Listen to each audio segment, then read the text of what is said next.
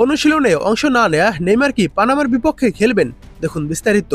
চোটের ভূত তাড়া করে চলেছে নেইমারকে। গতকাল বড়সড় এক ধাক্কা খেয়েছে ব্রাজিলের বিশ্বকাপ প্রস্তুতি। চোটের কারণে জাতীয় দলের প্রথম অনুশীলন সেশনে যোগ দিতে পারেননি নেইমার। উল্টো যেতে হয়েছে মেডিকেল টেস্ট করাতে। আর তাতেই ফ্রেন্ডলি ম্যাচে তার খেলা নিয়ে তৈরি হয়েছে বড়সড় সংশয়।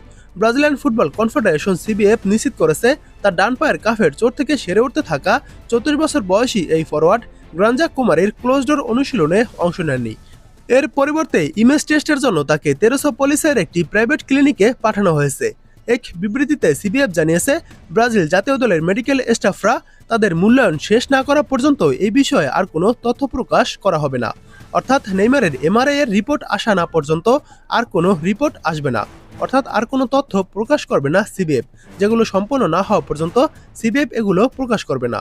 তবে এমন গোপনীয়তার পরও 2026 বিশ্বকাপের জন্য ব্রাজিলের কন্ডিশনিং ক্যাম্পের দ্বিতীয় দিনেই নেইমারের এই অনুপস্থিতি সবচেয়ে বড় আলোচনার বিষয়ে পরিণত হয়েছে। আগামী রোববার মারাকানায় পানামার বিপক্ষে প্রীতি ম্যাচের আগে গ্রাঞ্জা কুমারীতে আরও 3টি অনুশীলন সেশন করবে ব্রাজিল। নেইমারের কাপ মাসেলের বর্তমান অবস্থা পর্যবেক্ষণ করার জন্য গতকাল সিবিএফ এমআরআই করেছে। আজও কিছু টেস্ট করা হবে। নেইমার যেহেতু সর্বশেষ ম্যাচে কিছুটা অস্বস্তি অনুভব করেছে, তাই সিবিএফ কোনো ধরনের ঝুঁকি নিতে আগ্রহী না। তারা নিজেরাই নেইমারের প্রয়োজনীয় সকল টেস্ট করাচ্ছে। যেহেতু নেইমার পর্যবেক্ষণে রয়েছে, তাই চূড়ান্ত রিপোর্ট না আসা পর্যন্ত তাকে গ্রুপের সাথে অনুশীলন করা থেকে বিরত থাকতে বলা হয়েছে। তবে তিনি জিমে অনুশীলন অব্যাহত রেখেছেন। ব্রাজিলের কোচিং প্যানেল নেইমারকে নিয়ে কোনো তাড়াহুড়া করতে রাজি না। তিনি দলের মিটিংগুলোতে উপস্থিত থাকবেন। গেম প্ল্যানে কার্লো আনচেলত্তির কার কাছ থেকে কোন ভূমিকা প্রত্যাশা করেন সেইগুলোর ব্যাপারেও নেইমার স্পষ্ট ধারণা পাবেন। তবে এক্ষেত্রে পানামার বিপক্ষে নেইমারকে নাও খেলানো হতে পারে।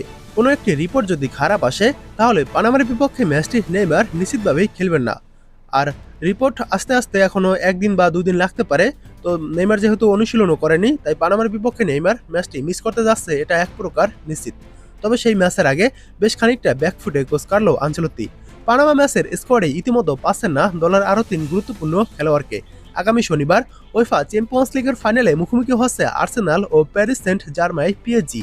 আর সেই হাই ভোল্টেজ ম্যাচে ব্যস্ত থাকার কারণে ডিফেন্ডার গ্যাব্রিয়েল ম্যাগালহায়েস, মার্কোহিনহোস এবং ফরওয়ার্ড গ্যাব্রিয়েল মার্টিনেলি এই প্রীতি ম্যাচে থাকতে পারছেন না। নেইমার গত সপ্তাহে ব্রাজিল দলে ফেরার পর তুমুল উদ্দীপনার সৃষ্টি করেছিল।